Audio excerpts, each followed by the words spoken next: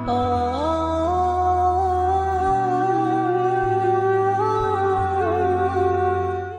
হযরত ওমর জেরুজালেমে গেছিল খ্রিস্টানদের এলাকায়।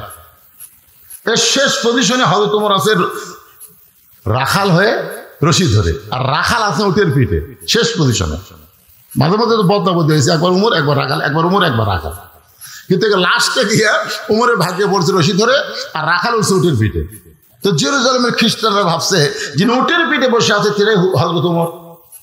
এরকম একটা চকিয়া এনে উটের সঙ্গে লাগাই বলতেছে, আমিরুল মুমিনিন আপনি সরাসরি নামতে কষ্ট হবে, এই চকিয়ার ওপর পা দেবেন। তারপর একজন হামাগুড়ি দিয়ে বলতেছে, খ্রিস্টান আমার পিঠের ওপর পা দিয়ে আপনি আস্তে করে জমিনে নামবেন। রাখাল যখন কান্না শুরু করছে, জেরুজালেমের খ্রিস্টানরা বলতেছে, আমাদের অপরাধ কি কান্দেন? বলো অপরাধ তোমাদের কিছু না, তোমরা আসলে চিনতেই পারতেছো না, আমি হযরত ওমর নই, আমি হলেন একজন রাখাল, আর যিনি জমিনে রশি ধরে দাঁড়িয়ে আছেন তিনি হলেন হযরত ওমর। জেরুজালেমের খ্রিস্টানরা বলে এটা কেমনে হয়?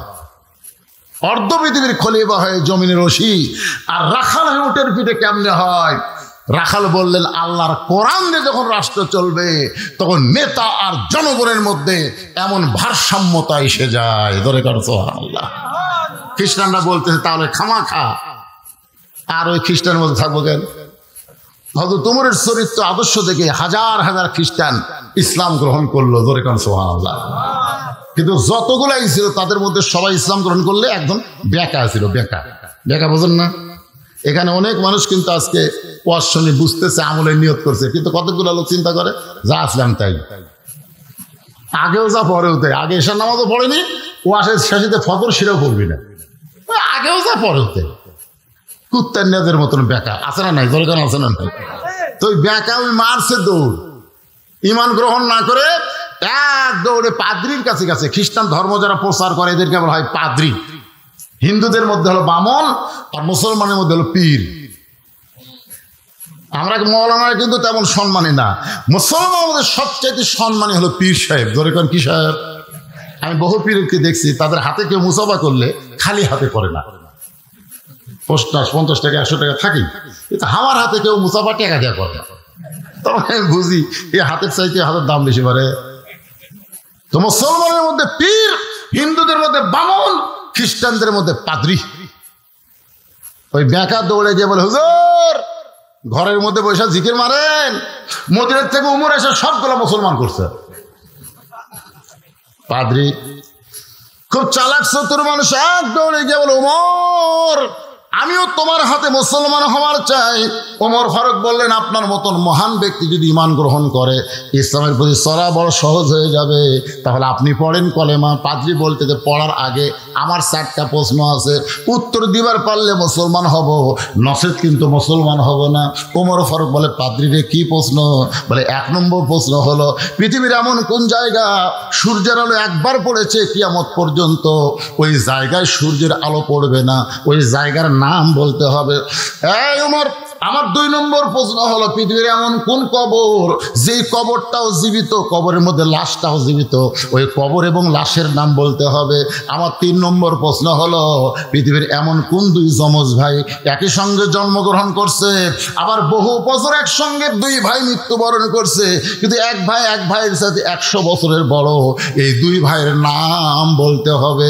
আমার 4 নম্বর প্রশ্ন হলো, ওমর পৃথিবীর এমন কোন কারাগার যে কারাগারের মধ্যে কয়েক নিঃশ্বাস দিবার পারে না, এরপরেও জীবিত থাকে। এই 4টা প্রশ্নের উত্তর যদি দিবার পারো তাহলে আমি পাদ্রী মুসলমান হব। ওমর ফারুক বলে, পাদ্রী ভাই উত্তর তো দেওয়ার কথা দূরের কথা, এমন প্রশ্ন আমি জীবনে শুনি নাই। ওমর ফারুক উত্তর দিবার না পারে তখন পাদ্রী আর ঈমান গ্রহণ করে নাই। ওমর ফারুক জেরুজালেম থেকে যখন মদিনায় আসলেন, আলীর সঙ্গে দেখা। আলী বলতেছে, আমিরুল মুমিনিন জেরুজালেমের খবর কি? ওমর ফারুক বললেন, হাজার হাজার খ্রিস্টান মুসলমান হয়েছে, কিন্তু একটা পাদ্রী মুসলমান হবার চেয়ে হইল না। ওমর ফারুক বললেন, আলী আমাকে 4টা প্রশ্ন করেছে, উত্তর দিবার পারলে মুসলমান হতো, কিন্তু আমি উত্তর দিবার পারি নাই বলে সে মুসলমান হয়নি। আলী বলতেছে কি প্রশ্ন করছে? ওমর ফারুক বলে 1 নম্বর প্রশ্ন হলো পৃথিবীর এমন কোন জায়গা সূর্যেরও একবার পড়েছে কিয়ামত পর্যন্ত পড়বে না, ওই জায়গার নাম কি?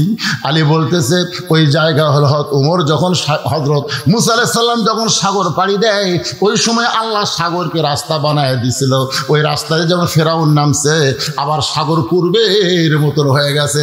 ওই যে মুসা আলাইহিস সালাম যখন রাস্তা হয়েছিল ওই সময় সূর্যের আলো সাগরের তলদেশে গেছে, সাগর একত্র হওয়ার পরে কিয়ামত পর্যন্ত আর সূর্যের আলো ওই জায়গায় পড়বে না। ওমর ফারুক কয় আলী রে আমার প্রশ্ন কোয়া শেষ না হতে উত্তর শেষ। 2 নম্বর প্রশ্ন হলো পৃথিবীর এমন কোন কবর জীবিত লাশটাও জীবিত? আলী বলতেছে কবর হলো মাছ আর লাশ হলো ইউনূস আলাইহিস সালাতু ওয়াস সালাম। এই ভাই আমার খিদা বেশি, অনেকগুলা খেজুর খাইছি, বিচি অনেকগুলা, কিন্তু তোমরা বলো তো খিদা কার বেশি, যে বিচি বার করে খায় না বিচি সহ খায়? তো বলতে খিদা তো তারই বেশি, তাই বিচি বার করার সময় পায় না। তো নবীর দিকে তাকায় দেখে একটাও বিচি নেই, মানে এত খিদা লাগছে বিচিগুলো পর্যন্ত বার করে পারে। সঙ্গে সঙ্গে রাতে বলে আল্লাহ নবী বলে ওঠো, আলীকে উঠায় নিয়ে বুকের সঙ্গে জাপটে ধরে বলেন আলী রে আমি হলাম এলেমের শহর, তুই হলি সেই শহরের দরওয়াজা, ধরে কোন সুবহানাল্লাহ। লোকটা বলতেছে ভাইজান আপনার মতন মহান ব্যক্তির যদি লাগাম কিনে এনে দিবার পারি এই ওসিলায় আল্লাহ হয়তো আমারে জান্নাত দিবে। সরাল্লাহ না কেন? আলী বলতেছে আমার ঘোড়ার লাগাম কিনে এনে দেওয়ার ওসিলায় আল্লাহ তোমারে জান্নাত দিবে, এইটা তুমি কেমনে বুঝলে? বলে আমি বুঝিনি তো, রাসূল বুঝাইছে। আপনার হয়তো মনে নাই, আপনার বিয়ার খবর কি? বিয়ার খবর কি? কোনদিন নিজের ইচ্ছায় বিয়ে করতে চান নাই, সঙ্গে আল্লাহ তাআলা আপনার ব্যাপারে ঘটকালি করেছে। জোরে করুন সুবহানাল্লাহ। রাসূল বলে আলী রে বিয়ে করবো? আলী বলে হুজুর খিদা লাগলে আপনার কাছে আসি, আপনি খাবার দেন, আর যদি আপনি বলেন নাই সারাদিন না খেয়ে থাকা লাগে, আমার আবার বিয়ে। আল্লাহ রাসূল বলে রে মক্কার বহু মদিনার বহু ধনী ধনী বিয়ে করবার চাইছে রে আমার কলজার টুকরা ফাতেমাকে, কিন্তু আল্লাহ রাজি হয় না। তোর প্রতি আল্লাহ খুশি, তুই আমার ফাতেমারে বিয়ে কর। আলী তো সে খুশি। সাল্লাল্লাহু আলাইহি ওয়াসাল্লাম। রাসূল বলে খুশি হলে হবি না রে, মহারণা দেওয়া লাগবে। তোর মহারণা দেওয়ার কি আছে? আলী বলে হুজুর আমার কিছু নাই। রাসূল বললেন তোমার মাথার হেলমেটটা বিক্রি করে যাও। লোকটা কান্দার বলে আলী ভাই আপনি মাথার হেলমেট নিয়ে যখন বাজারের দিকে যাচ্ছেন এমন সময় পিছন দিকে এক ব্যক্তি দৌড়ায়, ওই ব্যক্তির নাম হলো ওসমান গনি। আলী রে হঠাৎ হযরত আলী থমকে যায়। ওসমান গনি বলে আলী কোথায় যাওয়া? বলে ওসমান ভাই আপনি কি জানেন আমার বিয়ার ফুল ফুটছে, আমার বিয়া হবে নবীর কলিজার টুকরা ফাতেমার সঙ্গে। মোহরানা স্বরূপে হেলমেট বিক্রি করে দাম হবে সেইটা আদায় করা লাগবে, আমি বাজারের দিকে যাই। ওসমান গনি বলে হেলমেটের দাম কত নিবা?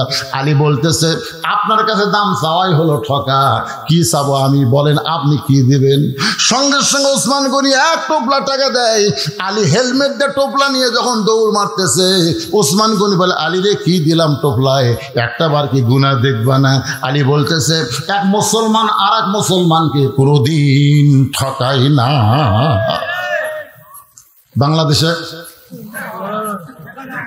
বাংলাদেশে যত ঠকাই কোন মাসে? কথা কন না কেন, কোন মাসে? হায় হায় এত ঠকায়।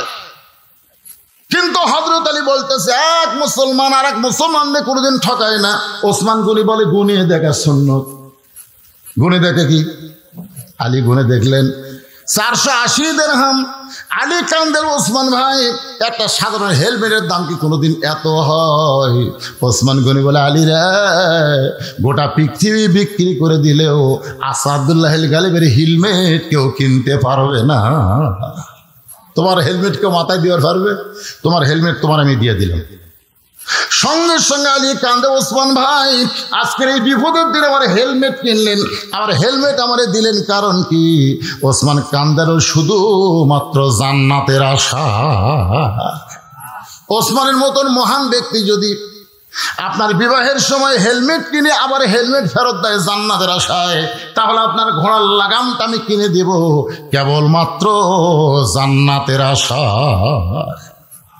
আমাদের জান্নাতের দরকার আছে না নাই? আলী লোকটাকে 2টা দিরহাম দিল, ওই 2 দিরহাম নিয়ে বাজারে গেছে, গোটা বাজার ঘুরতেছে, ঘোড়ার লাগাম নেই। যেখানে যায় কয় ভাই আমাদের এই বাজারে তো ঘোড়ার লাগাম বিক্রি হয় না রে, এখানে হয়তো পাওয়া যাবে না, আপনি আর এক বাজারে যান। লোকটা চিন্তায় পড়ে গেছে, তাহলে আর এক বাজার কোন দিকে? এমন সময় ওই লাগাম চোর, ধরে কোন কি চোর, কে নিবা লাগাম, কে নিবা লাগাম? লোকটা দৌড়েছে বলে ভাই গোটা বাজার খুঁজে তখন লাগাম নাই, তুমি লাগাম বিক্রি করতে আইছো, দাম কত নিবে? বলে 2 দিরহাম। সঙ্গে সঙ্গে 2 দিরহাম দিয়ে হাত ধরে বলতেছে আল্লাহ তোমাকে জান্নাত দিক। ফোন করছে কে রে?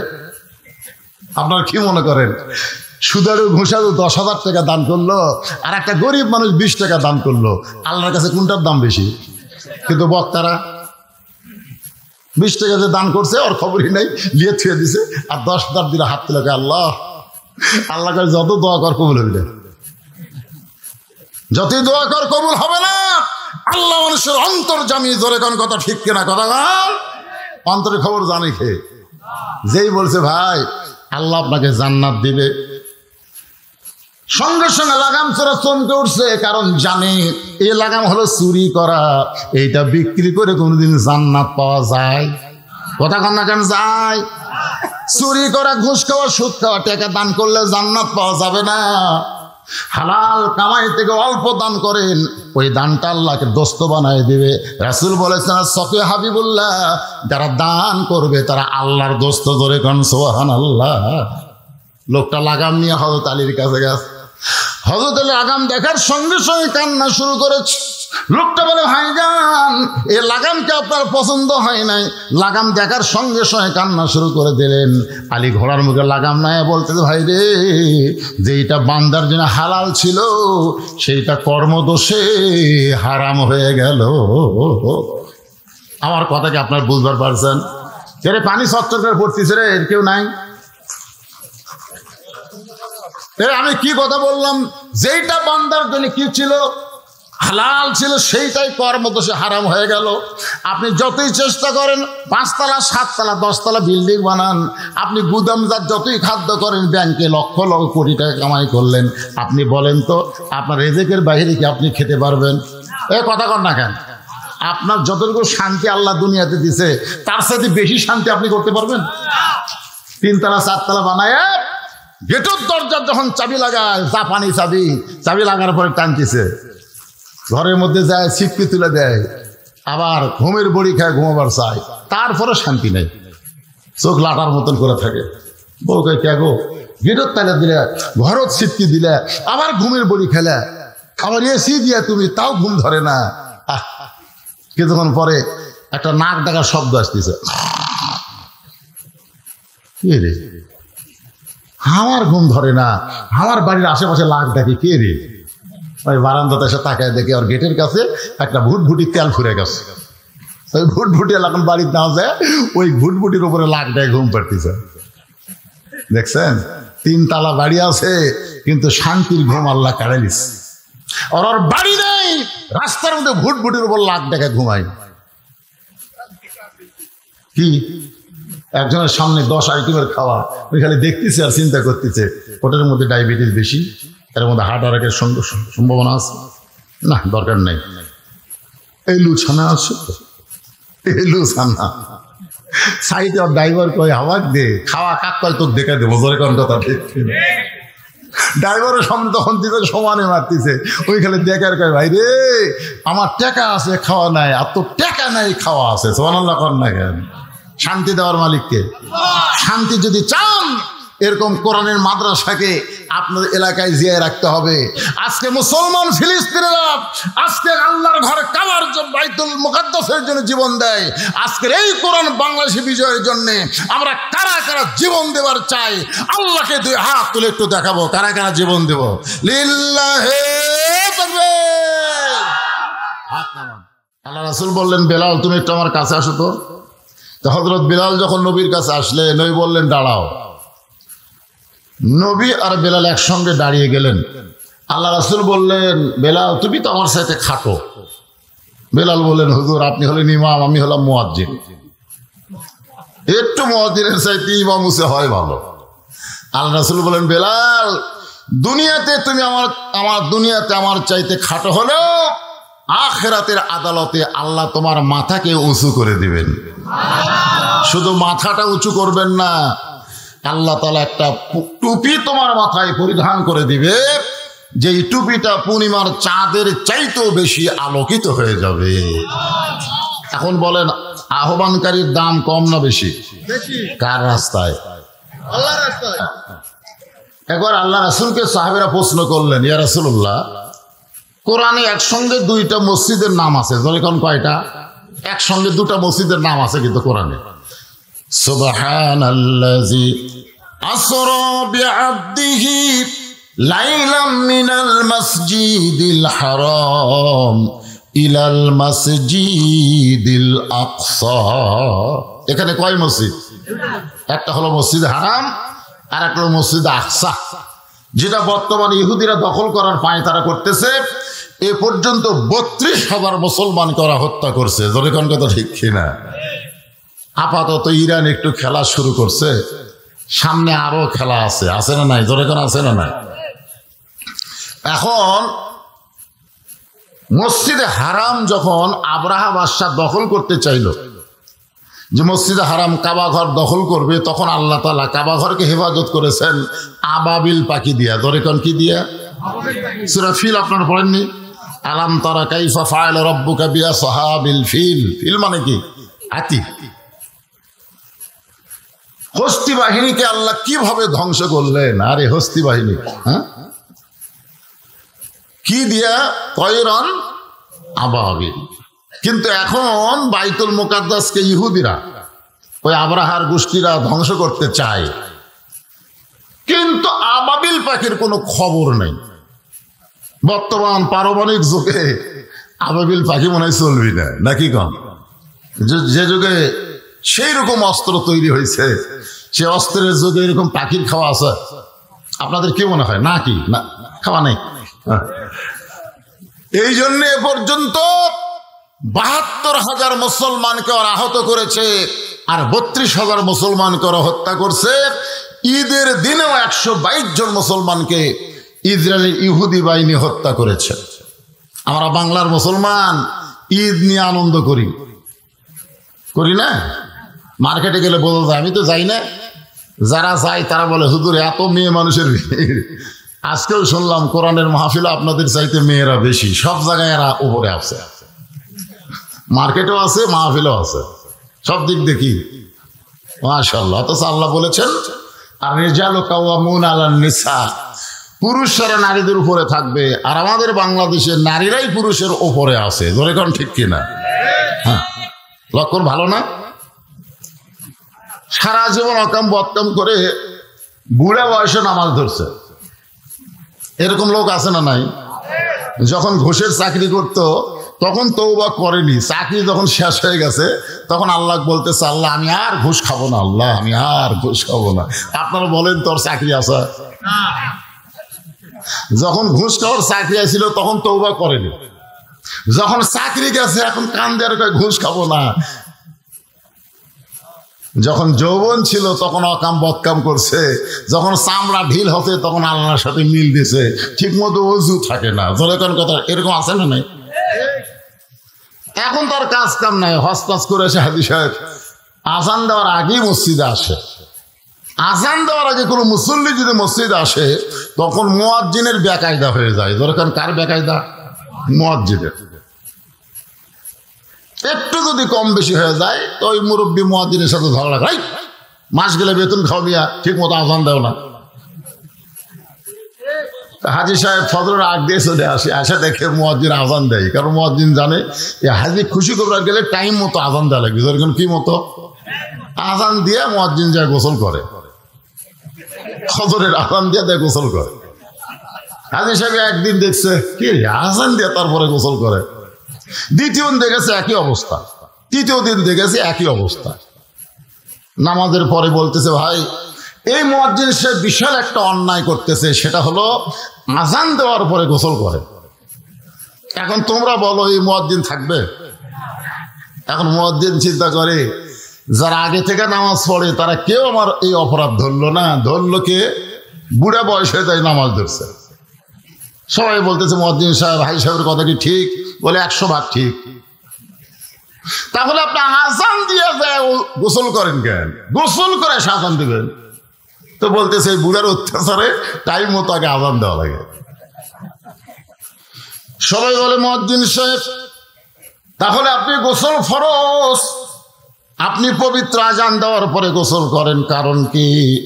বলে আমার ওপর গোসল ফরজ না, আমি গোসল করার পেছনের কারণ আপনাদের কোনোদিন বলবার চাচ্ছিলাম না, কিন্তু শুনতে যখন তান তাহলে শোনেন। মাস গেলে আমাকে বেতন দেন কত? বেতন কত দেন? তো বলতেছে 4000 বা 5000। তো বর্তমান বাজার মূল্য কিরকম? আপনারা বলেন যে ব্যক্তি 5 ওয়াক্ত নামাজের আজান দেয় সেই ব্যক্তির সংসারে কোনো কাজ করা যায়? তাহলে সব কিছুর দাম বাড়লো, আমার দাম বাড়লো না। তখন মুসলিম শোষণ করছে, তাই হইলে না ফাঁকা অবস্থা আজান দেয় নাকি? মুয়াজ্জিন বলতে শোনেন, আমি এসব নামাজ পড়ে ওই যে গুদাম দেখতেছেন, ওই গুদামিতে আমি কুলিগিরি কাজ নিছি। কিসের কাজ? কুলির কাজ। সারা রাত আমি বস্তা প্যাকেট করি, মাথায় করে নিয়ে যায় গুদামের মধ্যে ঢুকাই। ফজরের নামাজের আজান দেওয়ার জন্য খুব তাড়াতাড়ি এই বুড়ার কারণে, এই শালা বুড়ার কারণে এসে দেখি বসে আছে। আমি আগে টাইম মতো আজান দেই, আমার শরীরে যে ধুলাবালি ময়লা লাগে সেইগুলো পরে গোসল করি, শরীর পরিষ্কার করি। এখন আপনারা বলেন যেই মুয়াজ্জিনকে হাদিয়া দেন মুয়াজ্জিনের সংসার চলে না, সেই মুয়াজ্জিনের উপরে কোনো তদারকি মুসলমানের জায়েজ? কথা কন না কেন? এইটা কেন বললাম? এইটা বলার পিছনে কারণ হলো ওয়ামান আহসানু قولا ممن دعا إلى الله وعمل صالحا وقال إنني من المسلمين।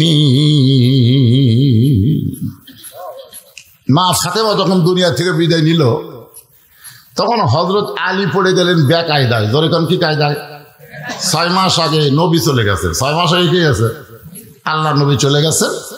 6 মাস পরেই নবীর মেয়ে ফাতেমা দুনিয়া থেকে বিদায় নিল। হযরত আলী কিন্তু পরে আর একটা বিয়ে করছিলেন। সে বিয়ার ঘটনা আমি বলার উদ্দেশ্য না, আমার কথা হলো হযরত আলী নবীর সাহাবীদের মধ্যে সবচেয়ে বেশি জ্ঞানী ছিলেন। সর্বপ্রথম নবীর সাহাবীদের মধ্যে যিনি 30 পারা কোরআনের হাফেজ হয়েছেন তার নাম হলো হযরত আলী। ধরে কোন সুবহানাল্লাহ। হয়তো বলবেন হুজুর কারণ কি? সর্বপ্রথম 3 জন মানুষ ইসলাম গ্রহণ করেছে। একজন হলো নারী, তার বয়স হলো 55 বছর। বয়স কয় বছর? একজন পুরুষ মানুষ যার বয়স হলো 35 বছর। একজন বালক যার বয়স হলো 8 বছর। এখন আপনারা বলেন এই মাদ্রাসায় 35 বছরের, 37 বছরের, 19 বছরের, 22 বছরের ছাত্র আর 8 বছরের ছাত্র যদি কোরআন মুখস্থ করতে চায় আগে মুখস্থ করবি কে? কেন করবে? 8 বছরের বউ নাই, সোল নাই, টেনশন নাই, পরে একটাই খালি কোরআন। শোনার লাগেন না কেন? আবু বকর রাদিয়াল্লাহু যখন ইসলাম গ্রহণ করছে তখন তার বউ চলছিল। উমর ফারুক যখন ইসলাম গ্রহণ করছে তখন তার বউ ছিল। কিন্তু হযরত আলী যখন ঈমান গ্রহণ করছে তখন বউ নাই, সোল নাই। এজন্য একটাই কাম, কোরআন কি? সব সময় কোরআন। সর্বপ্রথম 30 পারা কোরআন যিনি হেফজ করছেন তার নাম হলো হযরত আলী। আল্লাহ রাসূল তার মাথায় পাগড়ি পরানোর সময় বলেছিলেন আনা মাদিনাতুল ইলমি ওয়া আলিউ বাবুহা, আমি হচ্ছে ইলমের শহর, আলী হচ্ছে তার দরওয়াজা। ধরে কোন সুবহানাল্লাহ। যখন নবীও চলে গেলেন, বিবি ফাতেমাও দুনিয়া থেকে চলে গেলেন, তখন হযরত আলী একজন সাহাবী আবু যর গিফারি, ধরে বলেন নাম কি? আবু যর গিফারির উপরে হাসান হোসেনের দায়িত্ব দিয়া তিনি দাওয়াতের কাজে বের হয়ে গেলেন। কারণ কোরআনে এখানে আল্লাহ বলতেছেন ওই ব্যক্তির চাইতে উত্তম কোনো ব্যক্তি নেই যে আল্লাহ রাস্তায় মানুষকে দাওয়াত দেয়। ধরে কোন কি দেয়? সেই সময় সবচাইতে দ্রুতগামী যানবাহনের নাম ছিল ঘোড়া। সেই ঘোড়ার পিঠে চড়ে তিনি দাওয়াতি কাজ শুরু করলেন। তিনি ঘোড়ার পিঠে চড়ে যখন দাওয়াতের ময়দানে যাচ্ছেন, দাওয়াতের কাজে যাচ্ছেন, যেখানে টার্গেট করেছেন ওই এলাকার দিকে রওনা দিয়েছেন। এমন সময় দেখতে পায় রাস্তার পাশে সুন্দর একটা মসজিদ গড়ে উঠছে। সুবহানাল্লাহ। সুন্দর একটা মসজিদ গড়ে উঠছে। আপনার বলেন তো, রাস্তা দিয়ে যাওয়ার সময় কোনো মসজিদ দেখেন খুশি হন না বিরক্ত হন? তো বর্তমান সরকার তো রাস্তার ধারে ধারেই 564টা মডেল মসজিদ বানাচ্ছে। খুশি না বেজার? খুশি। খুব সুন্দর মসজিদ। আমার এলাকার কিছু যুবক ছেলে হাইস মাইক্রো ভাড়া করে ওই টাঙ্গাইলের গোপালপুরে 201 গম্বুজ মসজিদ দেখতে গেছে। একটা মসজিদ আছে বাংলাদেশে, তার গম্বুজই হলো 201টা। কয়টা? তো মসজিদ দেখেছে আমার বলতে, হুজুর আপনি ওখানে গেছিলেন? হায় হায় হায়। আর মসজিদের ছাদের উপর গিয়ে দেখি হুজুর গুনে দেখছি 201টা। সেই রকম একটা মসজিদ। খুব মসজিদ নিয়ে আমার কাছে গল্প করলো। তাই বললাম, বাবা তোমরা গেছিলা কখন? কয় 11টায়। আচ্ছা, মসজিদ দেখে ফেরত নিলা কখন? কয় 3টায়। এর মধ্যে যে একটা নামাজ হলো জোহরের, এই নামাজ কি তোমরা পড়ছো? তখন বলতে, হুজুর আমরা তো দেখতে আর গেছি।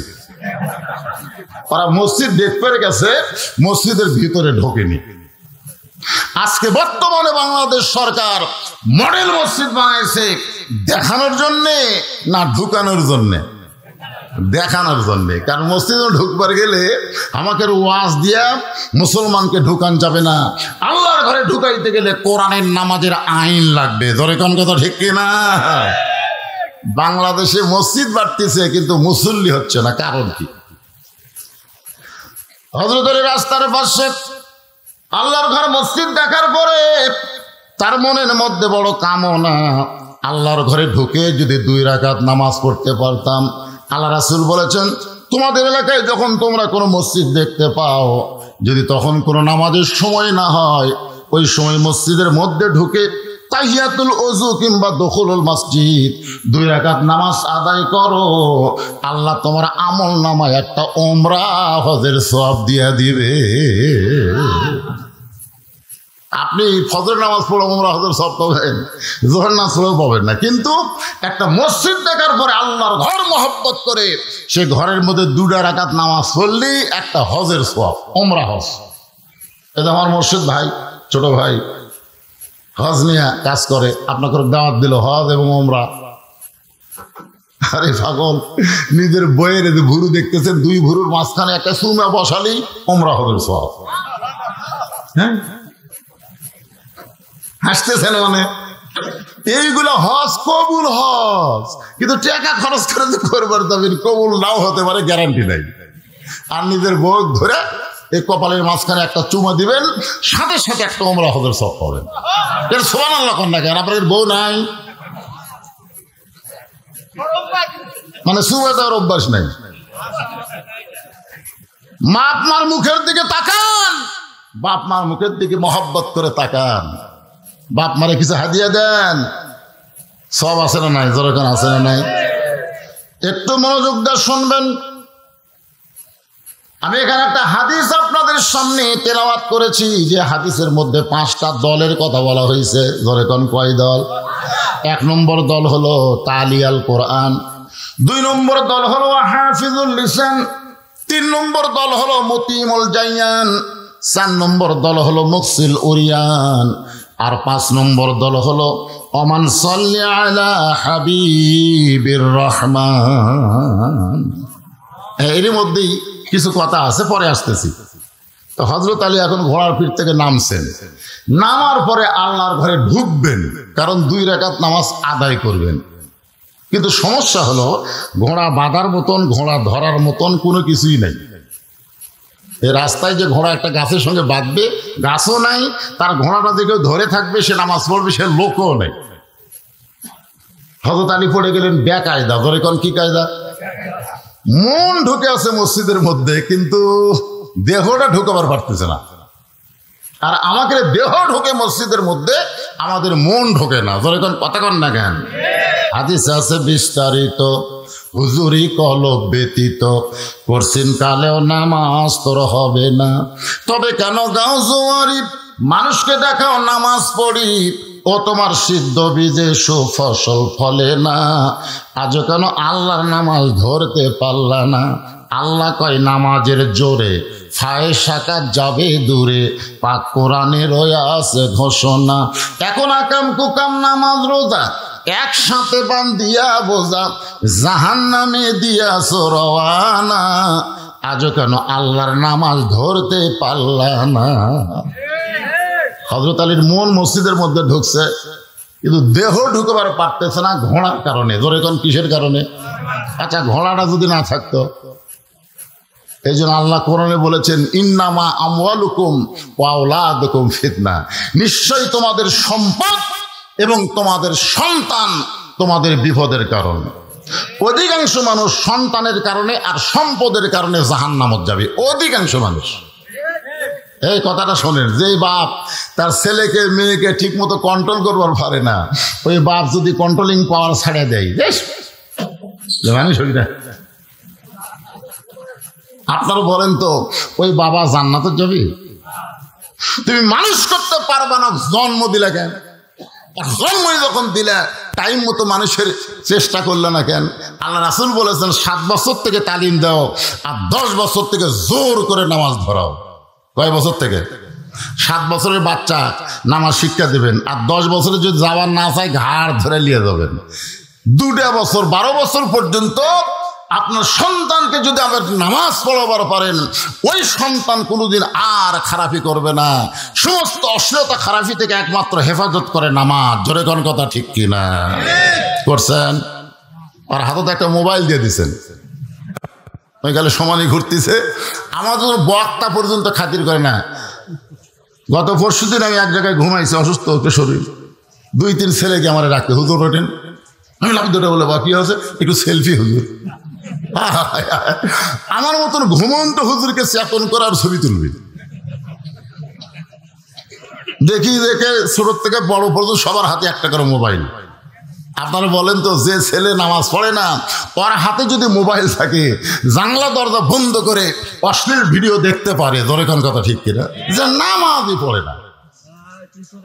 আর যেই ছেলে নামাজ পড়ে, ওর কাছে মোবাইল থাকলেও অশ্লীল ভিডিও দেখতে পারবে না। দেখবার গেলেই তার ইমান বলবে, কেউ না দেখলেও তোকে আল্লাহ দেখতেছে। ধরে কোন কথা ঠিক কিনা? একটু মনোযোগ দেবেন। 2 নম্বর হলো সম্পদ। যাদের সম্পদ আছে তারা আসলে বিপদের মধ্যে পড়ে গেছে। সম্পদ যাদের আছে, 2.5 টাকা যাকাত দেওয়া লাগবে। ধরে কোন কথা ঠিক কিনা? কিন্তু ঠিক মতো দিবার না পারে, ওই যতই নামাজ পড়ুক রোজা করুক, ওর কোনো কিছু আল্লাহর দরবারে কবুল হবে না। আর কবরে যাওয়ার সাথে সাথে ওই টাকাগুলো সাফ হয়ে ওকে দংশন শুরু করবে। বিপদ আছে না নাই? এটা কি আমার কথা না আল্লাহর কথা? নামা আমওয়ালুকুম ওয়া আওলাদুকুম ফিতনা, নিশ্চয়ই তোমাদের সম্পদের সন্তান হলো বিপদের কারণ। হযরত চিন্তায় পড়ে গেলেন, মন মসজিদের মধ্যে গেছে কিন্তু দেহ ঢুকাবার পারতেছে না, এই ঘোড়ার কারণে। ঘোড়া বাঁধারও গাছ নাই, ধরারও কোনো মানুষ নেই। এমন সময় হয়তো দেখতেছে একজন আল্লাহর বান্দা রাস্তা দিয়ে আসতেছে। আলহামদুলিল্লাহ। এমন সময় হয়তো দেখতে পাই একজন আল্লাহর বান্দা কি আসতেছে, রাস্তা দিয়ে আসতেছে। হয়তো মনে মনে নিয়ত করছে, ওই বান্দারা যখন আমার কাছে আসবে, আসা মাত্রই তাকে সালাম দিব। কি দিব? সালাম দিয়ে ওর হাতে ঘোড়াটা দিয়ে আমি 2 রাকাত নামাজ পড়বো, এই বিনিময়ে ওকে 2টা দিরহাম দিয়ে দিব। সুবহানাল্লাহ বলেন। এমনি এমনি না, একটু হাদিয়া দিব। লোকটা যখন সীমানার মধ্যে আইছে, সঙ্গে সঙ্গে হযরত আলী সালাম দেয়। কথাবার্তা বলার আগেই সালাম দেওয়া। রাসূল বলেছেন আসসালামু ক্বাবলাল কালাম, কোনো কথাবার্তা বলা যাবে না, কথার শুরুতেই সালাম দিয়ে শুরু করা লাগবে। এটা কার হাদিস? অনেক নেতারাই হাদিস মানে না, অনেক বক্তারাও। এখন এখানে এসে যদি কোনো বক্তা বলে, আজকের মাহফিলের সম্মানিত সভাপতি, আজকের মাহফিলের প্রধান অতিথি, আজকের মাহফিল আমার শ্রোতা মণ্ডলী, পর্দার অন্তরের মা বোনেরা, সবাইকে লক্ষ্য করে আমার ভক্তিপূর্ণ সালাম, আসসালামু আলাইকুম। আপনারা বলেন তো হাদিস অনুযায়ী সালাম হচ্ছে? কেন হয়নি? কারণ আগে অনেকগুলো কথা কছে, জোরে কোন কথা ঠিক না, তারপরে সালাম মারছে। কেউ যদি আমাকে বলে হুজুর আসসালামু আলাইকুম, হবে? কেন হবে না? কারণ আগে হুজুর কছে। কেউ যদি বলে হাজী সাহেব আসসালামু আলাইকুম, হবে না, কারণ আগে হাজী সাহেব কইছে। আপনারা বলেন তো আগে সালাম না আগে হাজী সাহেব? আগে সালাম দেওয়া হাজী সাহেব আসসালামু আলাইকুম, হাজী সাহেব আসসালামু আলাইকুম, হুজুর চলবে। এখন যদি বলেন, কেউ যদি বলে ইয়া নবী সালামু আলাইকা, হবে? কথা বল না, কেন হবে? কেন হবে না? কারণ আগে ইয়া নবী পরে সালাম মারছে। আমি যতবার মদিনাত গেছি, আমি প্রত্যেকটা মানুষকে নবীর রওজায় সালাম দেওয়া শুনেছি এবং আমিও দিয়েছি। যারা হজ করেছেন তারা সবাই জানেন কিভাবে সালাম দেয়। আসসালামু আলাইকা ইয়া রাসূলুল্লাহ, আসসালামু আলাইকা ইয়া হাবিবাল্লাহ, আসসালামু আলাইকা ইয়া নবী আল্লাহ। জোরে কারণ সুবহানাল্লাহ। তাহলে আগে কি সালাম? যে লোকটা সীমানার মধ্যে আইছে সঙ্গে সঙ্গে হযরত আলী সালাম দিয়েছে, আসসালামু আলাইকুম ইয়া আব্দুল্লাহ, রে আল্লাহর বান্দা তোমার প্রতি আল্লাহর রহমত বর্ষিত হোক। লোকটা বলতেছে ওয়ালাইকুম আসসালাম, আপনি কে হুজুর? লোকটা কি বলতেছে? ওয়ালাইকুম আসসালাম, আপনি কে হুজুর?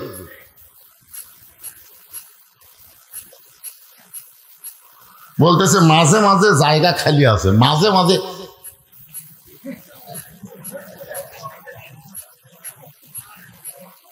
এই শোনেন, আমরা ছোটবেলায় ওই যখন হকার আসতো, হকার বোঝেন? আপনার হকার বোঝেন? ঘন্টার পর ঘন্টা দাঁড়িয়ে থেকে আমরা হকারই শুনছি রে। আজকে যদি কিছু লোক দাঁড়িয়ে থাকে অসুবিধা কি? এরা চাপবে না, যতই জায়গা থাকে এরা চাপবে না। মাঝে মাঝে কোথায় আমি তো জায়গা দেখতে পাচ্ছি না, যদি থাকে ভাই যান, রাত তো অনেক হয়ে গেছে, আর কি জায়গার দরকার? ঠিক আছে, অনেক রাত হয়ে গেছে। যদি থাকে আমি 1 মিনিট একটু জিকির দিলাম, এই জিকির থাকে আপনি একজনকে বসার জায়গা করে দেন, আল্লাহ পাক আপনাকে জান্নাতে একটা জায়গা দিয়ে দিবে। এই বিশ্বাসে সামনের দিকে চেপে বসেন আর জিকির করেন, লা ইলাহা ইল্লাল্লাহ, লা ইলাহা, লা ইলাহা ইল্লাল্লাহ মুহাম্মাদুর রাসূলুল্লাহ সাল্লাল্লাহু আলাইহি ওয়াসাল্লাম। আমার কথা কি আপনারা বুঝতেছেন? হ্যাঁ, জিকির বন্ধ এখন, জবান বন্ধ করে সবাই মনোযোগ দিয়ে শুনবেন। লোকটা বলতেছে ওয়ালাইকুম সালাম, আপনি কে হুজুর? আপনারা বলেন তো ওয়ালাইকুম সালাম বলে যখন বলতে যে কে হুজুর, ওই লোকটা কি হযরত আলীকে চিনে? চিনে না? আমি যদি আপনাদের এলাকায় এসে কাউরে সালাম দেয় আর ও যদি বলে ওয়ালাইকুম সালাম, আপনি কে হুজুর, তখন বোঝা যাবে ও আমারে চিনে না। জোরে কারণ ঠিক কিনা? ওই জীবনে আমার ওয়াজ শুনে নাই, চিনবে না। কিন্তু যেই ব্যক্তি আমারে চিনে সে কোনোদিন বলবে না আপনি কে হুজুর। যেই বলতেছে ওয়ালাইকুম আসসালাম, আপনি কে হুজুর, হযরত আলী চমকে উঠলেন। হযরত আলী চমকে উঠলেন, আমারে চিনে না এমন মানুষও দুনিয়াতে আছে। আছে না নাই? কথা কোন আছে না নাই? সাইদ হুজুরকে চিনে না এমন মানুষও দুনিয়াতে আছে। আছে না নাই? কথা কোন আছে না নাই? আল্লাহর নবীরও চিনে না এমন গর্থ গাধা দুনিয়াতে আছে। আছে না নাই? কথা কোন আছে না নাই? আপনারা বলেন তো, নবীরে কেউ যদি চিনে সে কোনোদিন তাজা দাড়ি খুর দিয়ে কামাবার পারবে? এই কথা কর না কেন? কেউ যদি নবীরে চিনে সে কেমনি এই জায়গা। এক মেয়ে আমারে কয়েছে, হুজুর আমার স্বামী খুবই সুন্দর, আমি যখন স্বামীকে নিয়ে বাইরে যাই রাস্তার মেয়ের আমার স্বামীর দিকে তাকায় থাকে। হুজুর এমন কোনো দোয়া আছে যেটা আমল করলে আমার স্বামীর দিকে মেয়েরা তাকাবে না? আমি বললাম, মা একটা আমল আছে, করতে পারবা? বলে কি আমল? বলে আমলটা হলো তোমার স্বামীকে চাচা বানাও। যেই বলছি চাচা বানাও, এটা সেই কথা। স্বামী কোনদিন চাচা হয়? আমি বললাম চাচা কও না বানাও? আমি কি চাচা বলবার করছি? চাচা বানাবার করছি। তোমার স্বামীকে এমন চেহারা করো যাতে তোমার স্বামীরে চাচা কয়। তোরে এখন কি কয়? বাপ দাড়ি কামায় তাক কয় ভাই, বেটা দাড়ি রাখছে তাক চাচা কয়। এরকম মানুষ আছে না নাই? তোরে কোন আছে না? হ্যাঁ, ওই স্বামীর হাত পা ধরে অনেক অনুরোধ বিনোরোধ করে স্বামীর দাড়ি রাখাইছে, এখন দাড়ি 4 আঙ্গুল হয়ে গেছে। এখন স্বামীর নিয়ে বাইরে গেলে মেয়েরা তো কেউ স্বামীর দিকে তাকায় না, আর স্বামীর দিকে কোনো মানুষ তাকায় না, কেউ তাকায় সালাম দেখে চাচা কেমন আছেন। তখন বউ করে জাগলে আমার স্বামী যখন চাচা গেছে তাহলে আর কোনো শয়তান থাকলো না। বলে কোন কথা ঠিক কিনা? একটু মনোযোগ দেবেন। চিনা একটা ব্যাপার, একটা জানা একটা চিনা। এই যে কোরআনের মাহফিল আপনার বসে আছেন, এই কোরআন থেকে হেদায়েত নিতে গেলে আগে কোরআনকে আমাদের জানা লাগবে, তারপরে জানতে গিয়ে কোরআনকে আমাদের চিনা লাগবে। যে কোরআন ধরতে গিয়ে বলা হয়েছে লা ইয়ামাসসুহু ইল্লাল মুতাহহারুন, ততক্ষণ পর্যন্ত কোরআন স্পর্শ করতে পারবা না যতক্ষণ তুমি পবিত্র না হবা। যেই কোরআন নাজিল হওয়ার কারণে, যেই রাতে নাজিল হয়েছে ওই রাতের দাম 1000 মাসের চাইতেও বেশি। শুধুমাত্র নাজিল হওয়ার কারণে একটা রাতের দাম যদি 1000 মাসের চাইতে বেশি হয়, সেই রাত জাগার জন্য আমরা সারা রাত চেতন থাকি, কিন্তু কি কারণে রাতটার দাম হলো সেই কোরআনকে আমরা জানি না, চিনি না। জোরে কোন কথা ঠিক কিনা? কথা খান। আপনারা বলেন তো, লাইলাতুল কদরে খায়রুম মিন আলফি শাহর, লাইলাতুল কদর রাত 1000 মাসের চাইতে উত্তম হওয়ার কারণ কি? ওই রাতে আল্লাহ কোরআন নাজিল করছে। শুধু কোরআন নাজিল করার কারণে রাতের দাম যদি 1000 মাসের চাইতে বেশি হয়, সেই কোরআনকে গ্রহণ করলে আমাদের দাম কেমন হবে? একই গাছ দিয়ে 3টা জিনিস বানাচ্ছে, একটা খাট, একটা সোফা আর একটা রেহাল। কয়টা? 3টা জিনিস বানাচ্ছে, একটা কি খাট, একটা সোফা আর একটা রেহাল। আপনার বলেন তো, এই 3টার মধ্যে দাম বেশি কার? দেখছেন দেখছেন? আরে এই কাঠ এত দামি হওয়ার কারণ কি? কোরআনের সাথে এই রেহালের সম্পর্ক, আর খাটের সাথে মানুষের সম্পর্ক, সোফার সাথে মানুষের সম্পর্ক, আর রেহালের সাথে আল্লাহর কোরআনের সম্পর্ক। আল্লাহর কোরআনের সঙ্গে সামান্য সম্পর্কের কারণে রেহালের দাম যদি বেড়ে যায়, সেই কোরআনকে বাংলার মুসলমান গ্রহণ করলে ওই মানুষটার দাম কত হবে আমাদের জানার অধিকার আছে না নাই? দরকার আছে না নাই? এমনি মাদ্রাসায় বাচ্চারা আসে না, যারা আসে তারা গরিবের সন্তান, মাথাতে একটা পাগড়ি দেওয়া হলো, সবাই খেয়ালও করলেন না। আমাদের গ্রামে একটা MBBS ডাক্তার আছে রে, আমাদের গ্রামের সচিবালয়ে চাকরি করে রে, বুয়েটের 2টা ইঞ্জিনিয়ার আছে রে, পর গ্রামে যে 7টা হাফেজ আছে, ওই শালা একবারও করে না। বলে কোন কথা ঠিক কিনা? তোমার গ্রাম যে ইঞ্জিনিয়ার, মন্ত্রী, MP হাঁটে গেলে তোমার গ্রামের গোরস্থানের কোনো লাভ নাই। আর হাফিজ সাহেব যদি হেঁটে যায়, জুতার ভরসা আল্লাহ 40 দিন কবর আযাব মাফ করে দেয়। আর সেই গ্রামে একটা হাফিজ মাদ্রাসা আছে, কত বড় ভাগ্যবান বুঝি না তো, কারণ সম্পর্কই নাই কোরআনের সাথে। আমরা দাম বুঝবো কেমনে? একটু মনোযোগ দিয়ে শুনবেন। লোকটা বলতেছে, আপনি কে হুজুর? হযরত আলী বললেন, ভাই আমি যাই হই না কেন, আমার ঘোড়াটা ধরো, একটু সময়ের জন্য আমার ঘোড়াটা ধরো। আমি আল্লাহর ঘরের মধ্যে ঢুকে 2 রাকাত নামাজ আদায় করব। 2টা রাকাত নামাজ পড়া পর্যন্ত তুমি কি আমার ঘোড়া ধরতে পারবা না? লোকটা বলতেছে, 2 রাকাত কেন, 200 রাকাত পড়েন, আমার কোনো আপত্তি। 2 রাকাত কেন, 200 রাকাত পড়েন, আমার কোনো আপত্তি নাই। আলী চমকে গেল, কে রে? যেই বেটা আমি সালাম দিলে কয়, আপনি কে হুজুর? আর তার ঘোড়া বলতে 2 রাকাত কেন, 200 রাকাত পড়েন, আমার কোনো আপত্তি নাই। অতি ভক্তি, যখন অতি ভক্তি। আমাদের বাংলাদেশে অতি ভক্তি চোর। এদের সামনে আবার উপজেলা নির্বাচন আসতেছে না? হ্যাঁ, অতি ভক্তির লোকের আসবে। কি ভক্তি ভাই! রাস্তা দিয়ে ফকির যাচ্ছে, ড্রাইভারও কাছে গাড়ি থামাও। ড্রাইভার বলে, স্যার গাড়ি থামাবো কেন? বলে, মানুষ যাচ্ছে, চোখত পড়ে না। বলে, রাস্তার তো কোনো মানুষ নাই, ওটা কি আসছে স্যার? ওটা তো ফকির, ভোটের আগে ফকির রোজা আহমদ, থামা। গাড়ি থামাইলে নেতার নামে ফকিরকে সালাম দেয়, বলে, চাচা কেমন আছেন? ফকির খেলে চারিদিকে এরকম দেখে, তুমি কারে সালাম দিলা বাবা? আপনারই দিলাম। আমি তো মানুষ না, ভিক্ষা করে খাই। ভোটের আগে আপনিও যা, আমিও। আপনারা বলেন যারা অতি ভক্তি করে গরিবের বন্ধু হয়, এরা কিন্তু সবচাইতে বড় বাটপার। জোরে কোন কথা ঠিক কি না? আগে আমরা বলতাম অতি ভক্তি চোরের লক্ষণ, আর চোরের মন, জোরে কোন চোরের মন।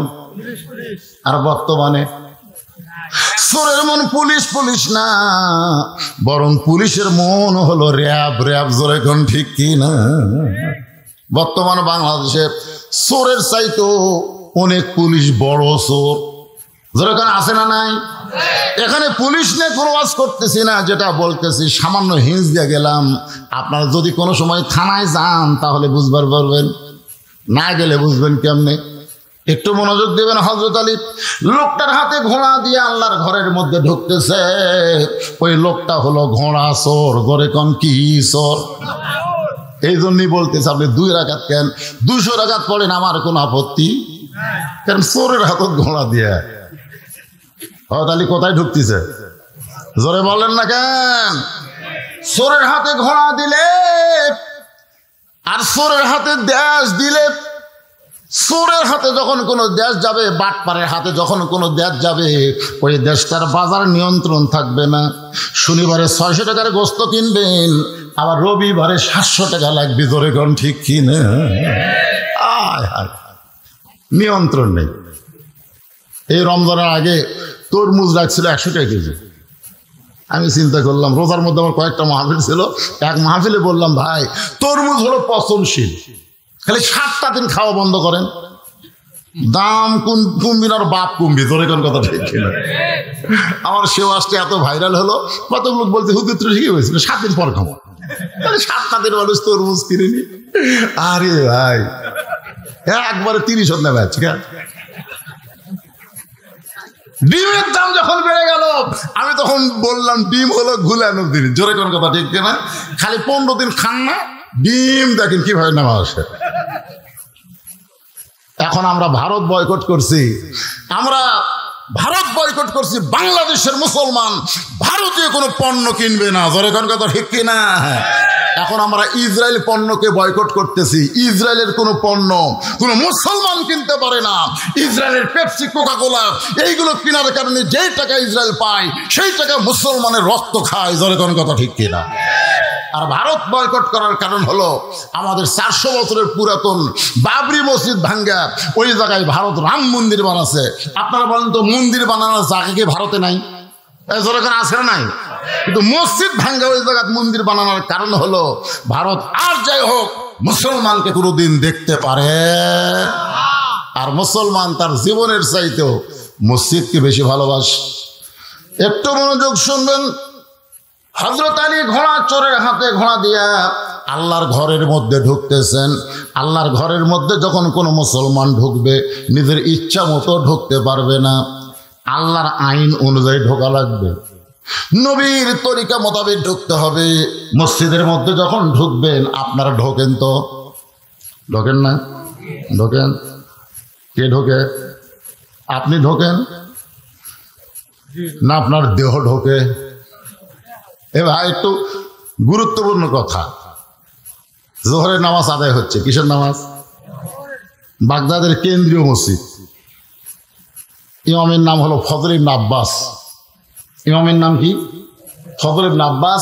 হাজার হাজার মানুষ মুসল্লি হুজুর নামাজ পড়াচ্ছেন, জোহরের নামাজ। ইতিমধ্যে মসজিদের বাহির থেকে পাগল বলতেছে, ইমাম মসজিদে নাই রে, ইমাম মসজিদে নাই। তখন সমস্ত মুসল্লি চোখ তেরা করে দেখতেছে, আচ্ছা একটা পাগলা বলতেছে ইমাম মসজিদে নাই, ওই পাগলার কথার গুরুত্ব দিয়ে চোখ তেরা করে দেখতেছি ইমাম আছে। আপনার বলতে ইমাম না গেলে আপনি কি নামাজের নিয়ত করতেন? তাহলে নামাজ শুরু হয়ে গেছে। এরপরেও কেউ যদি বলে ইমাম নাই রে, ইমাম নাই, ওই বাহিরের লোকের কথা বিশ্বাস করা যাবে? যাবে?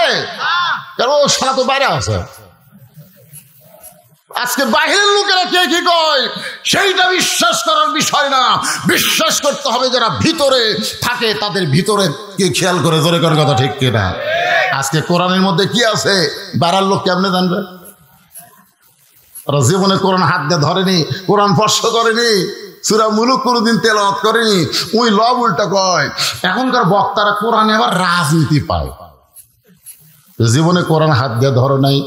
যে কোরআন একটা সূরাই রয়েছে রাজরাজত্ব, তাবারাকাল্লাযী পড়েন, তাবারাকাল্লাযী বিয়াদিহিল মুলক ওয়া হুয়া আলা কুল্লি শাইইন কাদির। মসজিদের মধ্যে যখন ঢুকবেন তখন কোন পায়ে?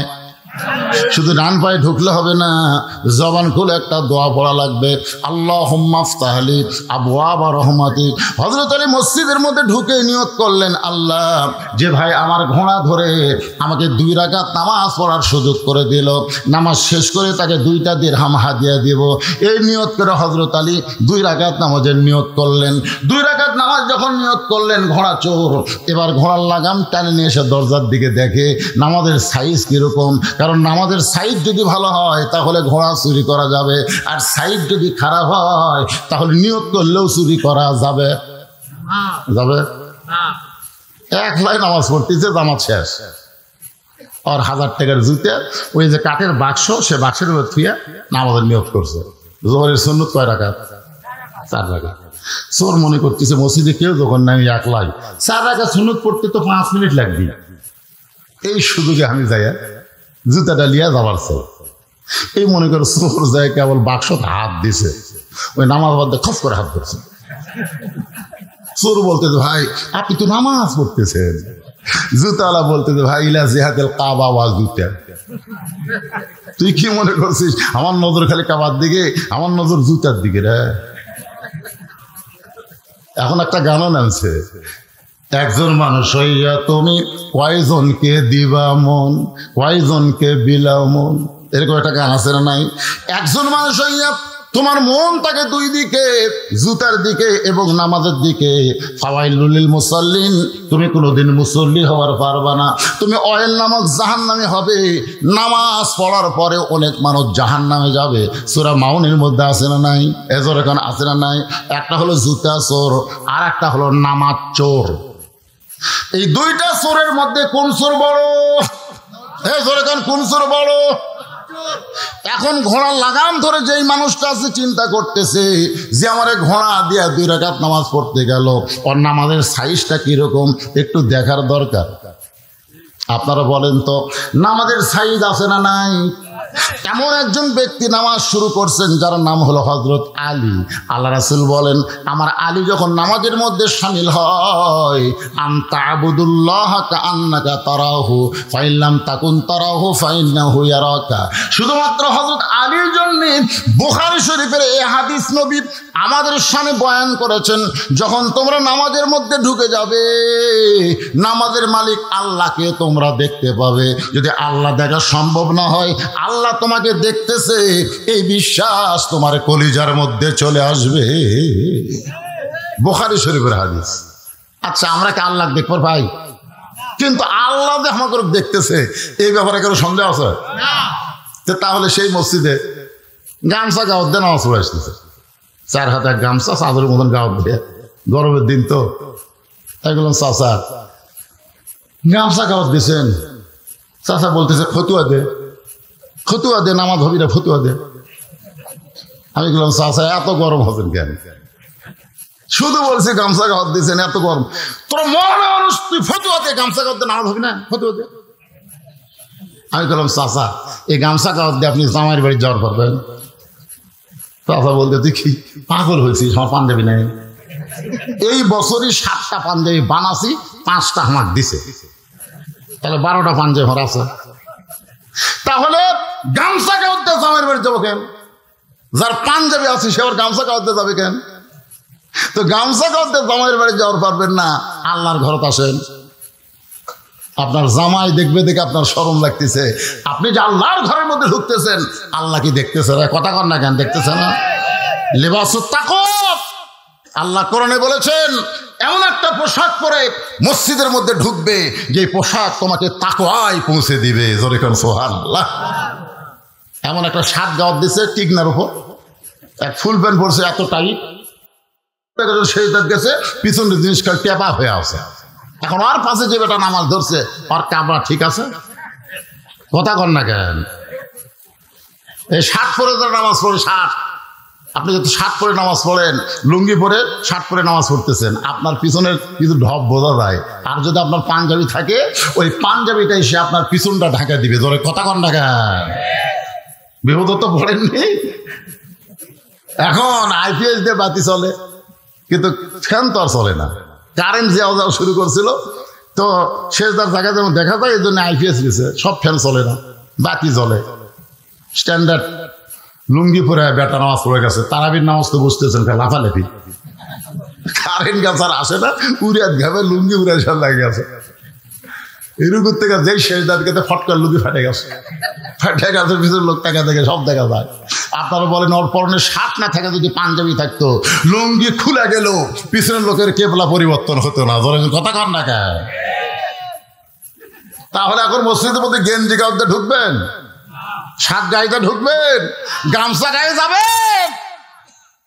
আসসালাতু মিরাজুল মুমিনিন, আল্লাহ রাসূল বলেছেন নামাজ হচ্ছে মুমিনদের মেরাজ। জোরে কোন সুবহানাল্লাহ। আল্লাহ রাসূল বলেন সাহাবীরা শোনো, আমার আলী যখন নামাজের মধ্যে যায় তখন আল্লাহর মধ্যে নিজের মহব্বত অস্তিত্বকে বিলীন করে দেয়।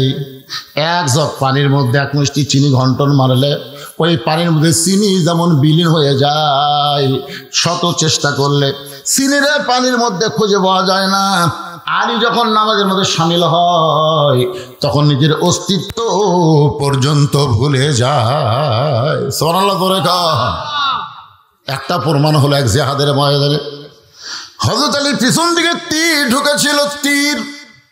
সাহাবীরা বললেন ইয়া রাসূলুল্লাহ, হযরত আলীর পিছন দিকে তীর ঢুকে গেছে, ওই তীরটা ভিতরে গোস্তের সঙ্গে এমনভাবে জমাট বেঁধে গেছে, এখন তীরের শলাকায় হাত দিলে হযরত আলী চিৎকার দিয়ে কান্দে, হুজুর এখন আমরা পিছন দিক থেকে তীরটা কেমনে বার করব? আল্লাহ রাসূল কিছুক্ষণ মাথায় হাত দিয়ে কান্না শুরু করলেন। সাহাবীরা হুজুর কান্দার কারণ? রাসূল বলেন আলীর সামনের দিক থেকেও মারতে পারে, কিন্তু পিছন দিক থেকে মারলো কে? প্রত্যেকটা জিহাদের ময়দানে হযরত আলী হচ্ছেন সেনাপতি।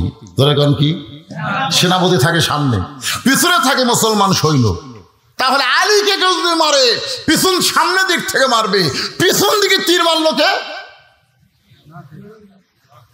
আল্লাহ রাসূল চিন্তা করে গেলেন কে মারলো? আসলে মুসলমানকে মারার জন্য মুনাফিকরাই এক নম্বর। জোরে কোন কথা, ঠিক কথা কন না কেন? কারণ কাফের বেঈমানদের বিরুদ্ধে একটা রব উঠে গেছে, যে জিহাদের ময়দানে আলী থাকে ওই যুদ্ধে মুসলমানের পরাজয় হবে। এখন ইসলামকে সাইজ করতে গেলে আলীকে সাইজ করা লাগবে। তো আলীরে সাইজ করলে কেমনে করা যাবে? বলে আমাদের কাফেরদের মধ্যে 2-4 জন মুসলমান সাজা লাগবে, সাজা মুসলমান সাজা জিহাদের ময়দানে আলীর সাথে পিছনে থেকে পিছন দিক থেকে মারা লাগবে, সামনের দিক থেকে মারা আপনার ঘায়েল করা যাবে না। আজকে আমাদের বাংলাদেশে পিছন দিক থেকে মারার চেষ্টা চলতেছে।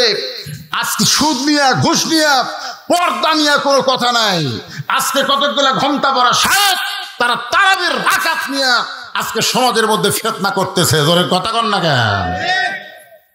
আজকে ফিলিস্তিনের মুসলমানকে যেহারে ইসরায়েলি ইহুদিরা হত্যা করতেছে, এই ব্যাপারে ঘোমটাওয়ালা শায়েখদের কোনো কথা নাই। তারাবি কয় রাকাত পড়া লাগবে, নামাজের পরে মোনাজাত আছে না নাই, এইরকম নফল বিষয় নিয়ে এই শয়তানেরা ফিতনা করতেছে। কথা কন না কেন? কথা কন। গোটা বাংলাদেশ সুদ দিয়ে, সুদ কি রে? আল্লাহ রাসূল সুদের পাপ বলতে গিয়ে 3 বার মুখ ধরলেন। সুদের পাপ, ঘুষের পাপ, জিনার পাপ, মদ খাওয়ার পাপ, সব পাপের কথা বলতে রাসূল মুখ ধরেনি, সুদের কথা বলতে গিয়ে সাহাবারা বললেন হুজুর মুখ চেপে ধরেন। কেমনে বলি, শরম লাগে। সুদের পাপ কেমনে বলি, শরম লাগতেছে, কিন্তু বলা লাগবে তো। সুদের সবচাইতে বড় পাপ হলো আল্লাহর সাথে যুদ্ধ করা, নিম্ন পাপ হলো নিজের গর্ভধারীর মাকে বিয়ে করে জিনা করা। বাংলাদেশের কোনো পাগল তার মা বিয়ে করবে? এ ঘটাখান করবি? আর যে সুদের 1 টাকা খায় নিজের মায়ের সঙ্গে 42 বার জিনা করার গুনাহ হয়। আজকে টিভিতে দেখবেন সুদ নিয়ে কোনো আলোচনা নাই, খালি আলোচনা হচ্ছে সারা তারাবির নামাজ কয় রাকাত। জোরে করে কথা ঠিক কিনা? আমাকে একজন বলছে হুজুর আমাদের গ্রামে 2 মসজিদ আছে, 8 রাকাতও আছে, 20 রাকাতও আছে, কোনটার যাবো? এখন তোর যেটা ভালো লাগে সেটা যা। 8 রাকাত শুনবার দিক দিয়ে ভালো লাগে, কিন্তু শালাকে নামাজে এত ঢিলে হুজুর 1.5 ঘন্টা লাগে, আর 20 রাকাত সংখ্যা বেশি কিন্তু এত তাড়াতাড়ি হয়, 40 মিনিটেই মোনাজাত, মানে সব শেষ। তাহলে যা, যত মন চায় ওই 20 রাকাতে যায়, লাফাবার যায়। ধরে কেন কি করবার যায়? এত ধরে ইমাম সাহেব সূরা ফাতিহা কথা বুঝলেন, একে কান্দের ফেরেশতারা কলম ধরে আছে। আল্লাহ কয় কে রে লিখিস না কেন? কি করলো হুজুর সূরা ফাতিহার নামে যে কি করলো আমরা তো বুঝবারই পারলাম না, লেখমুখী দলিল মানে ধরতি শেষ ফেরেশতা লেখা রাখি সূরা ফাতিহা শেষ। আপনারা জানেন সূরা ফাতিহা কি? সূরা ফাতিহা হলো উম্মুল কোরআন, কোরআনের জননী। গোটা কোরআনে যা আছে সূরা ফাতিহার মধ্যে আল্লাহ তাই দিয়ে দিয়েছে। জোরে করে সুবহানাল্লাহ। সবচাইতে বড় মোনাজাত হলো সূরা ফাতিহা। সূরা ফাতিহার এক নাম হলো সূরা কানজ, খুনি। আল্লাহর কাছে যদি কিছু পাবার চান সূরা ফাতিহার মাধ্যমে চাওয়া লাগবে। এখন আমরা ফকিরের এক ধনীর দরজা যা ভিক্ষা করতে যে ভিক্ষা দাও, ভিক্ষা দাও, ভিক্ষা দাও, ভিক্ষা দাও, ভিক্ষা দাও, ভিক্ষা দাও, ভিক্ষা দাও। বাড়িওয়ালা কয় কারে ভিক্ষা চায় না, মিছিল করে দেয়। বার হেসে বলতেছে তুই কি চাই? ভিক্ষা দাও, ভিক্ষা দাও, ভিক্ষা দাও, ভিক্ষা দাও। মানে এত ফোর্সে করছে। আপনারা বলেন তো বাড়িওয়ালা ভিক্ষা দিবি না পিটন দিবি? ভিক্ষা যদি চাস ফকিরের মতন চাত, মা চারালি, বাবা 6 আলিফ, 2 দিন ধরে না খেয়ে আসি, দয়া করে আল্লাহর হস্তে আমাকে একটু ভিক্ষা দাও। তুমি ফকির হইয়া মানুষের দরজায় ভিক্ষা চাইতে পারো 4 আলিফ 6 আলিফ টান দিয়ে, আর সূরা ফাতিহা আল্লাহর কাছে ভিক্ষা চাইতেছো, এত ফোর্সে বললে হবে না। অন্তত স্বাভাবিকভাবে সূরা ফাতিহা তেলাওয়াতের দরকার আছে না নাই? কথাটা বলতেছি বড় দুঃখ নিয়ে। রমজান মাস আসলেই দেখবেন অনেকের এই ফতোয়াবাজি শুরু হয়ে যায়। এক ফতোয়াবাজি করতে গিয়ে এক শায়েখ বলেছে শবে বরাত রাত যে ইবাদত করবে, ইবাদত না করে ব্যবসাখানায় কাটানো ভালো। যারা নাউযুবিল্লাহ করবেন না তার কি মনে হয় জবান নাই? আচ্ছা, ব্যবসাখানায় রাত কাটানো কোনোদিন ভালো হতে পারে?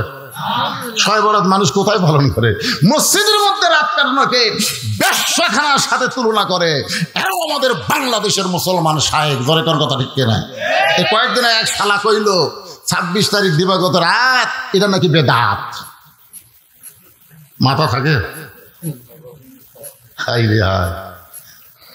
একটু মনোযোগ দেবেন। হযরত আলী এমন ভাবে পিছন থেকে তীর ঢুকে গেছে, এখন তীরের শলাকা ধরি চিৎকার দেয়। সাহাবীরা বললেন হুজুর তাহলে তীরটাকে আমরা বের করব না? রাসূল বললেন তীর বের করতে গেলে আলীকে নামাজের মধ্যে ঢুকতে হবে। নামাজের মধ্যে যখন ঢুকে যাবে ওই সময় তোমরা তীর বের করো, কারণ আলী যখন নামাজের মধ্যে থাকে তখন আল্লাহ দুনিয়ার কোনো খেয়াল তার কলিজার মধ্যে রাখে না। সুবহানাল্লাহ, জোরে কোন।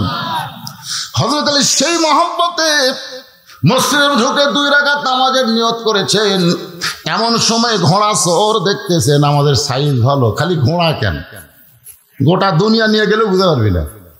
এই মনে করে ঘোড়া লাগাম ধরে টানতেছে, কিন্তু ঘোড়া নড়ে না। ঘোড়া কি হয়? কারণ ঘোড়া হযরত আলীরে চিনে, কিন্তু এই চোর চিনে না। হযরত আলী যে ঘোড়ার উপর চলাফেরা করতো, ওই ঘোড়ারও কিন্তু কবর আছে, জানেন? হযরত আলী যে তরবারি ব্যবহার করত, সেই তরবারি এখনো মদিনা মিউজিয়ামে আছে। ওসমান গনি যেই কোরআন পড়তে পড়তে যেই কোরআন নিজের হাতে লেগেছে, নিজের হাতে কোরআন লেগেছে এবং কোরআন পড়ার সময় তাকে হত্যা করা হয়েছে, ওসমান গনির দেহের রক্ত সহ ওই কোরআনটা আজও মদিনায় রয়েছে। বাজানগ হযরত আলী নামাজের মধ্যে শামিল। এমন সময় ঘোড়া চোর ঘোড়ারে টানে, কিন্তু ঘোড়া নড়ে না। অনেকক্ষণ টানার পরে যখন ঘোড়া নড়ে না, তখন চোর বলতেছে শালা নিয়ত করলাম চুরি করার নিয়তে, এই তো নড়তেছে না, কি করি? চোর ঘোড়ার লাগাম নিয়ে যখন চলে যায়, ঘোড়া পারলাম না, কিন্তু ঘোড়ার লাগাম তার ঘোড়ার মুখে রাখতে পারি না। রাগ করে যখন ঘোড়ার লাগাম নিয়ে চলে যায়, এমন সময় হযরত আলী 2 রাকাত নামাজ শেষ করে আল্লাহর ঘর মসজিদ থেকে বের হচ্ছেন। আপনারা বলেন তো, বের হওয়ার সময় তাড়াতাড়ি বের হবে না ধীরে ধীরে? এতক্ষণ আপনি যেই জায়গায় ছিলেন ওই জায়গায় হলো রহমত। যতক্ষণ মসজিদের মধ্যে ছিলেন ততক্ষণ আল্লাহ রহমত আপনার ভিতর অবারিত নাজিল হয়েছে। যখন বের হবেন তখন আপনি মনে মনে আফসোস করে বলবেন, আল্লাহ তোমার ঘরের মধ্যে ঢুকছিলাম, ঘর থেকে বের হচ্ছে, আবার ঘরের মধ্যে ঢুকতে পারবো কিনা?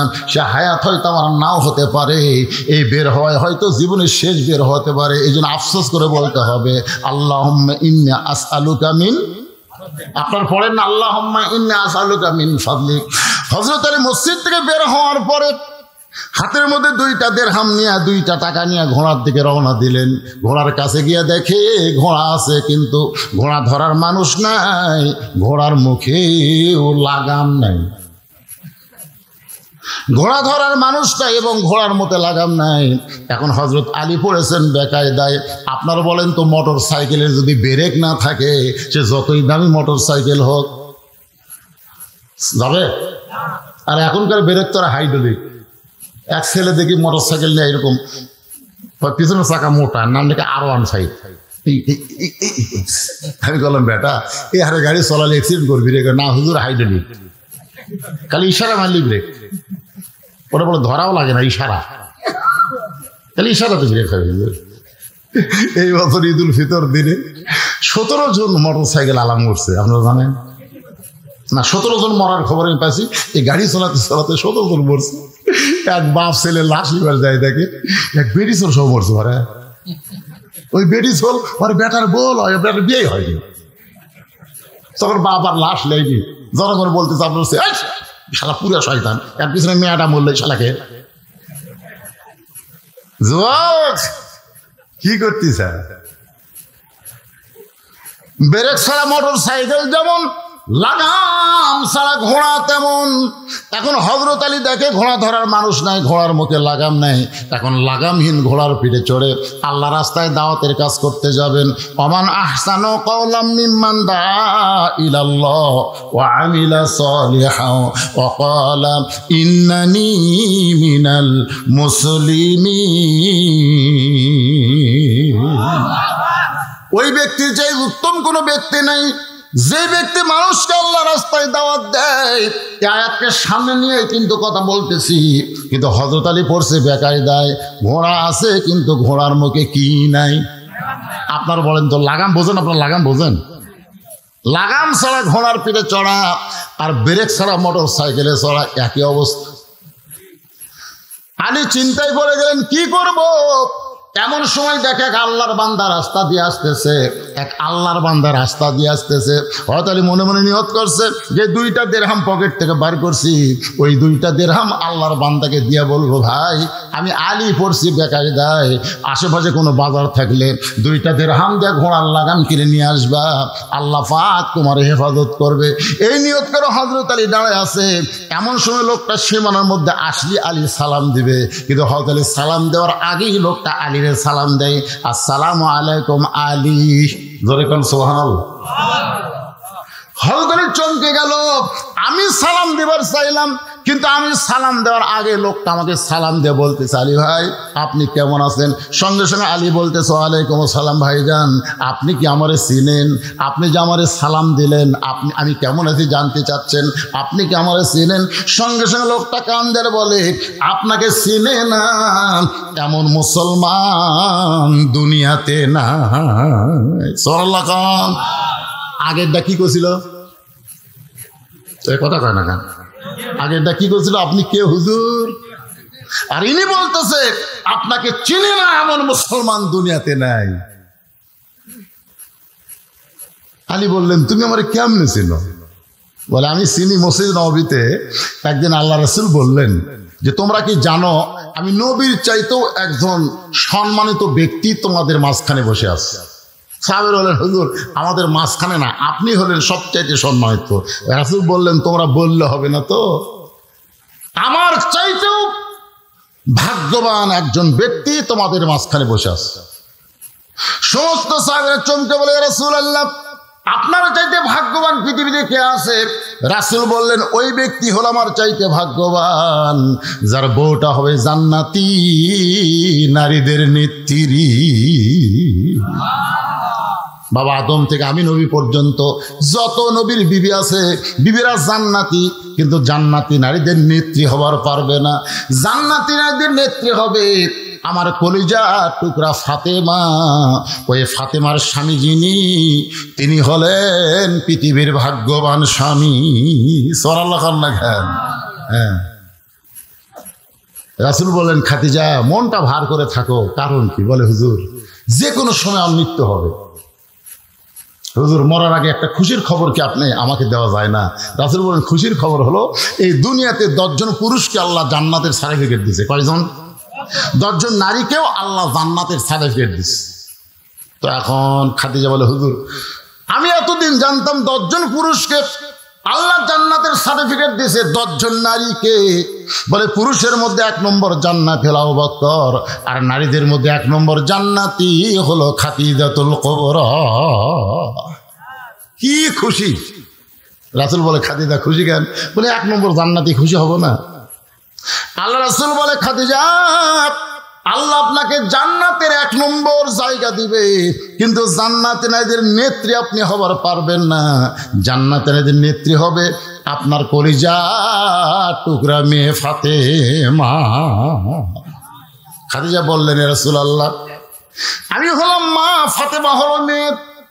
আমি মাকে বাদ দিয়ে আল্লাহ ফাতেমাকে সাইয়্যিদাতুন নিসা আহলিল জান্নাহ কেন ঘোষণা করলো? রাসূল বলেন, খাদিজা, কারণ হলো 2টা। 1 নম্বর কারণ হলো আপনি আপনার হায়াতের 55 বছর কাফের ছিলেন, আর ফাতেমা জন্মসূত্রে জান্নাতি হয়ে জন্মেছে। কারণ মা খাদিজা যখন ঈমান গ্রহণ করছে তখন খাদিজার বয়স হলো 55 বছর। জোরে কোন কয় বছর?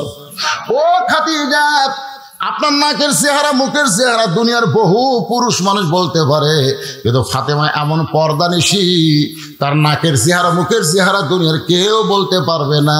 শুধুমাত্র পর্দানিশী হওয়ার কারণে আল্লাহ ফাতেমাকে খাতুনে জান্নাত ডিগ্রি দিয়েছে। আমার মা বোনেরা, পর্দার অন্তরালে কম না বেশি? এজরে কোন কম না বেশি? অনেক কম। পর্দার অন্তরালে বসে আপনাদের সাথে বেশি রে। ওরা এখন চিন্তা করবে হুজুরকে আমাদের কোনো ওয়াজ করবে না। মায়েরা যারা ধৈর্য নিয়ে বসে আছেন, মা অবশ্যই আপনাদের আলোচনা আমি নিয়ে আসতেছি, একটু ধৈর্য ধারণ করেন। যে কথা বলতেছিলাম, এখন হযরত আলী বলতেছে, ভাইজান আপনি আমারে কেমনে চিনলেন? বলে, আমি আপনাকে চিনেছি আল্লাহর নবী দিয়া। নবী বললেন, সাহাবীরা রে, তোমরা কি জানো বাবা আদম থেকে আমি নবী পর্যন্ত যত নবীর সন্তান নবী হবে, জান্নাতি হবে, কিন্তু জান্নাতি যুবকদের সর্দার হতে পারবে না।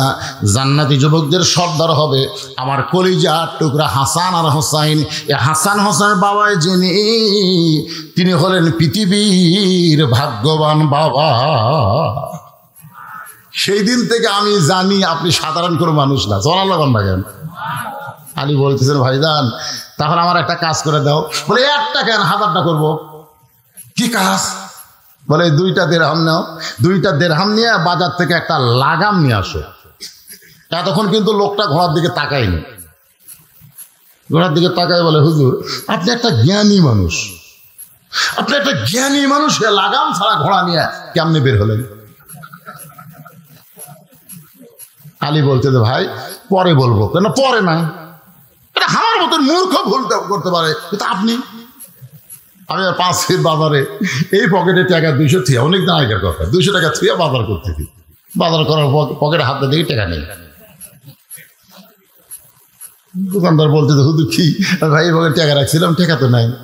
আপনি বলে, হুজুর আপনার ওয়াজ জনগণ শোনে। আমি বললাম, মিয়া টাকা হারাছে আমার, তুমি করো। কোন পকেটে টাকা রাখা লাগবে এইটাই যে হুজুর জানে না, তাই ওয়াজ করে কেমনে? আপনার কি এই পকেট ছাড়া আর কোনো পকেট নাই? না আছে তো সেই পকেটে থবেন। এটা থবেন, এটা থই মানুষ ম্যাসওয়াক, এটা তুই টয়লেট পেপার, এটা টাকা থই। তাই বলে, ভাই তাহলে ব্যাগ থেকে এগুলো ঢালে না? ঢালা লাগবে না হুজুর, আজকে টাকা যখন নাই লিয়া দাম যান।